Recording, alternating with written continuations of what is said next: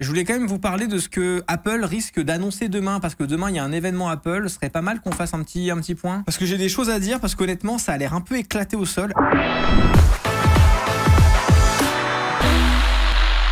Tout le monde m'explose les couilles parce que je suis là genre oui, hard disk, le fanboy Apple, insupportable, oui, le fanboy. Non, si vous connaissez mon lore, vous savez que j'ai tout le temps changé d'avis sur Apple selon les périodes. J'ai trouvé ça soit super, soit éclaté au sol. Et donc là je suis plutôt dans une période super chouette parce que les M1 ont tout changé. Vraiment, c'était risqué de la part d'Apple, mais les nouveaux processeurs ont fait que les machines Apple sont vraiment chouettes, alors qu'elles étaient pourri de zinzin avant, vraiment. Mais là, la keynote Apple, j'avoue que je suis pas giga hypé parce que j'ai un peu peur du fait qu'ils annoncent pas grand chose de giga intéressant. Et là, il y a vraiment des urgences pour moi sur Apple qui ne vont pas du tout être remplies. J'ai trouvé un article, là, c'est 01net. On va lire un peu quelles sont les prévisions et on va donner notre avis et puis on va voir. Hein. Alors évidemment, c'est des prévisions. Hein. Donc, le visuel du carton d'invitation, on voit une main qui tient un stylet, donc on peut imaginer un truc un peu iPad, designer, machin, mes couilles, je suis Bastille 8, tu vois, bon ça c'est très probablement. L'électrochoc pourrait bien venir du haut de gamme, l'iPad Pro devrait en effet faire l'objet d'un gros ravalement de façade. Après tout, le design des tablettes actuelles n'a pas vraiment évolué depuis 2018 et même s'il est intemporel, force est de constater que ça ferait pas mal de les dépoussiérer un peu. Moi j'ai envie de dire qu'on s'en fout complètement de ça, honnêtement. C'est vraiment pas l'urgence pour Apple. Les bordures pourraient être plus fines de 10 à 15%, oui bon. La position de la caméra TrueDepth pourrait changer, bon ok. Un grand iPad Air dans les cartons, donc vraiment full iPad, Magic Keyboard et Apple Pencil, nouvelle version des accessoires, ok. Et là on voit un Apple Pencil Pro qui a été leaké sur le site japonais d'Apple, qui a été datamine. Moi honnêtement, j'attends beaucoup d'Apple sur la conférence de septembre. Je pense que cette conf va être, si c'est ça, effectivement, un petit peu osef, pour plusieurs raisons. Dans mon chat, ça dit, est-ce que c'est pas redescendu la hype des tablettes? Non, les tablettes se vendent extrêmement bien. C'est devenu un type de machine comme une autre, tu vois, il n'y a pas de hype particulière, mais ça se vend plutôt bien, voilà l'article que j'ai oublié de mettre. Moi, pour moi, il y a plusieurs urgences sur Apple. Bon, le premier, c'est l'IA. Hein. Vous n'allez pas être surpris parce que je vais raconter, l'IA, c'est vraiment extrêmement urgent là, pour Apple. Là, il faut arrêter. N'importe qui utilise Siri sait que Siri est complètement demeuré. C'est agréable d'avoir raison. Voilà, bon, voilà. Case and point. CQFD. Je vous jure, c'est pas scripté. Je vous jure, c'est pas scripté, voilà. Mais en fait, j'ai l'impression que non, en vrai, blague à part, ouais, clip de fou, clip de zinzin. Siri, c'est devenu vraiment pire dans le sens où autant avant, il était plutôt capable de faire des trucs de base sur l'OS, autant maintenant, tu lui demandes à peine genre quelle heure il est, quel temps fait-il, il te dit voilà des résultats que j'ai trouvés sur internet. D'ailleurs, autre truc complètement débile, un truc qui m'est arrivé l'autre fois quand j'étais en train de marcher dans la rue, j'ai mon Siri qui me lit un message dans mon oreillette qu'on vient de m'envoyer, et à la fin ils disent souhaitez-vous que je réponde, et je dis oui, et Siri me répond, pour répondre déverrouillez votre iPhone. Mais dis-moi d'aller me faire foutre directement. En fait, pourquoi il fait des trucs de Golemont comme ça, où genre vraiment il est en mode est-ce que tu veux que je fasse ça enfin vraiment, mais je me propose pas de le faire dans ce cas-là, tu vois. Donc bref, c'est vraiment c'est inutilisable de fou. Pour moi Siri, alors je sais que beaucoup de gens disent oui mais c'est pas la même conf, il y aura la WWDC en juin, je sais, mais c'est quand même pas l'urgence, quoi. C'est-à-dire que vraiment là, je suis pas certain que cet event aura les retours escomptés si on a vraiment que ça, tu vois. Parce que là, il y a des urgences, notamment sur l'IA et sur Siri. Là, il faut le changer complètement, quoi. Donc voilà, à l'heure de ChatGPT, c'est plus possible d'avoir Siri dans l'état dans lequel il est, quoi. Donc ça, c'est le premier truc. Le second truc, qui est moi un truc qui me trigger de fou avec Apple et qui est infernal, alors que Apple en général c'est plutôt le genre à avoir une façon de peaufiner les détails et tout machin nana. Il y a un truc qui me rend zinzin, c'est le fait qu'il y ait 2 modes d'authentification sur leurs appareils. Je trouve ça dingue. Le fait que sur l'iPhone on ait Face ID depuis des années et que sur les ordinateurs on ait Touch ID. Ça va vous paraître être un détail. Vous allez me dire, oh mais tu forces, on s'en bat les couilles. Peut-être. Pourquoi on n'a pas Face ID sur les Mac? Tu vois, dans la catégorie détails à régler, désolé, vous êtes Apple, vous aimez les détails, pourquoi on a 2 modes d'authentification? Foutez-moi, bazardez Touch ID pour toujours. Mettez-moi Face ID partout, tu vois. Vraiment, toujours un truc qui m'a vraiment emmerdé avec... y a pas l'épaisseur, non, ça j'y crois pas. C'est un ordinateur. Frère, s'il y a l'épaisseur dans un iPhone pour mettre une caméra True Depth qui est capable de faire Face ID, il y a l'épaisseur dans un châssis d'iMac. Vraiment. Et allez, au pire, tu me rajoutes 1 millimètre sur le châssis. Qu'est-ce qu'on s'en bat les couilles? Franchement, mets-moi Face ID, quoi. Donc voilà, il y a ce truc-là. Et moi, je suis très curieux, si on part un peu du futur, il y a 2 sujets futuristes. Moi, j'ai envie d'entendre parler... Apple sur le Vision Pro parce qu'ils ont vendu leur casque de VR, ils ont vendu, je crois, de mémoire plus de 200 000.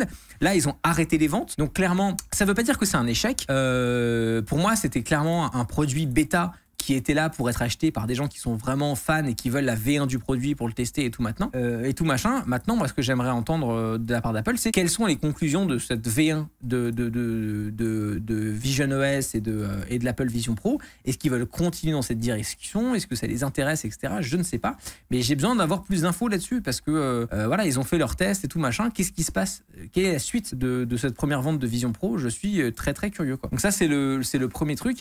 Et le second truc, c'est le gaming, puisqu'on a eu pas mal d'annonces gaming de la part d'Apple dans les dernières conférences de l'année dernière, comme quoi les machines seraient vraiment des machines de jeu et tout machin, et je les crois, hein, parce que les puces sont vraiment puissantes maintenant, mais je suis curieux de voir qu'est-ce qu'ils peuvent faire en termes de couches de compatibilité. Ce que je veux dire par là, c'est que Steam a énormément bossé la couche de compatibilité pour que les jeux fonctionnent sur Linux. Vous savez que le Steam Deck, notamment de Valve, est basé sur Linux et Valve bosse énormément à la compatibilité des jeux sur Linux pour que ça marche sur SteamOS, etc. Machin. Je serais curieux de voir s'il n'y aurait pas un partenariat à faire avec Steam ou faire des trucs un peu malins, puisque on rappelle que macOS a quand même une base qui n'est pas Linux mais qui est Unix, quoi, qui est un système qui est globalement similaire. Je me demande s'il n'y a pas des trucs à faire pour avoir améliorer les drivers de leur puce, etc. Faire en sorte que les couches de compatibilité, je crois que ça s'appelle Proton, qui permettent de jouer à des jeux Windows sur Linux et éventuellement sur Mac. Je connais pas à quel point Proton tourne sur Mac, hein, je dis ça de tête. Je serais curieux de voir ce qu'ils pourraient faire. Parce que bah voilà, ils parlent de gaming et tout machin, c'est cool, mais est-ce qu'ils vont vraiment y aller que tout seuls avec leurs petits bras, même si c'est des très gros bras, ou est-ce qu'ils vont se lier avec du travail qui a été déjà fait par d'autres grosses boîtes et qui serait bien utile. Voilà ce sur quoi j'attends Apple. Moi, je suis curieux d'avoir vos réponses. Ils n'ont pas réussi un seul truc depuis 2020 et leur Mac, je suis pas d'accord. Non, c'est de mauvaise foi. Je pense que Apple fera de l'IA caché et pas type assistant.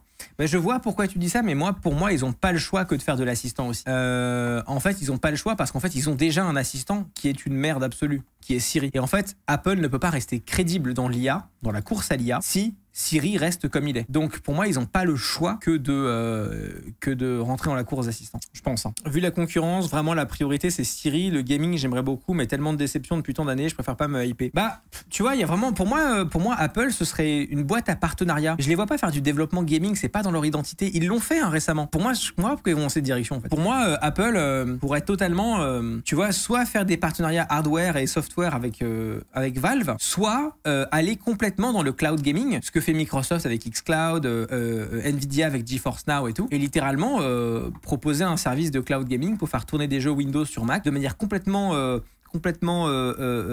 invisible pour l'utilisateur. Moi, c'est un peu ce que je pense de ce qu'est le futur du cloud gaming. Pour moi, le futur du cloud gaming, c'est que tu as ton ordinateur à la maison, une vraie machine et tout, mais quand tu double-cliques sur ton jeu sur le bureau, la fenêtre se lance, mais derrière, ça tourne sur un serveur, et toi, tu vois que l'image, mais c'est transparent pour l'user. Moi, je trouve que Apple pourrait lancer un service de cloud comme ça, en mode, pour faire tourner des applications professionnelles lourdes et des jeux vidéo, on lance Apple Cloud, machin, et tu mets la licence dans iCloud avec un abonnement en plus, ou je sais pas quoi, et derrière, c'est des grosses machines, Linux, Mac ou Windows, on s'en fout de l'OS qui tourne derrière, et vous pouvez faire tourner n'importe quel gros software sur votre Mac de manière giga puissante avec le cloud d'Apple, tu vois. Pour moi, je trouve ça hyper malin. Ça réglerait leurs problèmes instantanément. Les gens qui disent POV, tu payes 30% plus cher pour jouer sur Mac. En vrai, c'est plus vrai. Enfin, les ordinateurs Apple n'ont jamais été aussi pas chers. Je sais pas si on se rend compte quand même. Ça n'a jamais été aussi abordable d'avoir un Mac, surtout vu la puissance du délire. Moi, j'ai un MacBook Air M1, le tout premier. Je fais du montage en 4K dessus. La machine m'a coûté, je sais plus combien, mais enfin, je l'ai acheté à la sortie.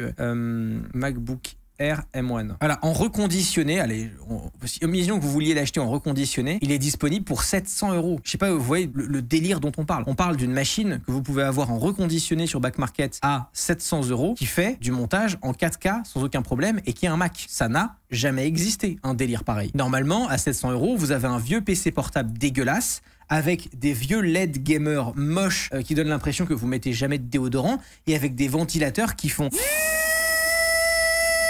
dès que vous lancez Google Chrome, qu'on repose un peu les bases. Donc le fait d'avoir un MacBook Air propre, joli, avec tout le finish Apple sur le software et sur le hardware, qui permettent de faire du montage en 4K et qui coûte 700 balles, c'est du délire, vraiment.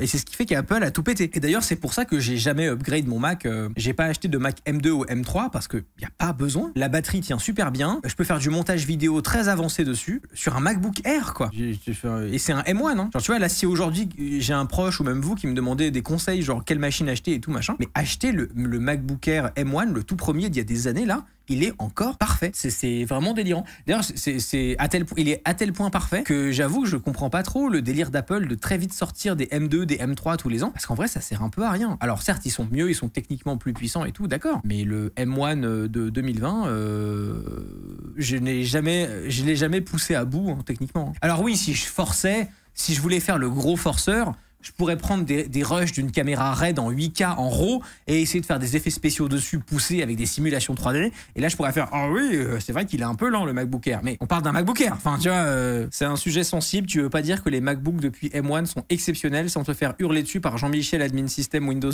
Mais non, mais en fait, le vrai problème là-dessus, c'est que les gens critiquaient, en tout cas les geekos, critiquaient beaucoup Apple à l'époque, il y a des années, avec des très bons arguments parce qu'ils avaient raison. C'était des machines qui étaient hors de prix pour honnêtement des performances qui, quand t'es un professionnel, n'étaient pas top. Certes, Apple a toujours eu des avantages de finition hardware et software, ça c'est vrai, mais quand t'étais un professionnel, ça casse les couilles parce que t'as quand même besoin d'une machine qui tourne et c'était un peu des veaux les Mac. Les Mac Intel, c'était vraiment des veaux. Moi, j'ai jamais aimé les Mac Intel. Je me suis jamais caché. Et le problème, c'est que comme c'est des énormes geekos fans de train qui ont des problèmes de sociabilité, ils se sont créés une identité en ligne sur le fait qu'ils détestaient Apple. Et du coup, aujourd'hui qu'Apple a sorti des bons produits, tu vois, où vraiment les produits maintenant sont bien, ils ne peuvent pas revenir en arrière parce que ce serait renier toute l'identité qui se sont créées sur des forums de nerds et des discords insupportables à dire Apple nul. Apple vraiment c'est nul à chier. Les pigeons. Et du coup ils peuvent pas revenir en arrière. Et du coup ils sont bloqués et ils tournent en boucle et c'est triste. Et toucher de l'herbe. Dans le milieu pro qui utilise un Mac, désolé mais je connais personne qui utilise un Mac dans le monde réel à part des geeks puants qui font du montage. Ton N+2 utilise un Mac. Phrase de connard. PTDR, mon N+2 est vraiment sous Mac pendant que les devs et chercheurs souffrent sous Windows. Mais non mais voilà, c'est aussi un peu réel. Hein.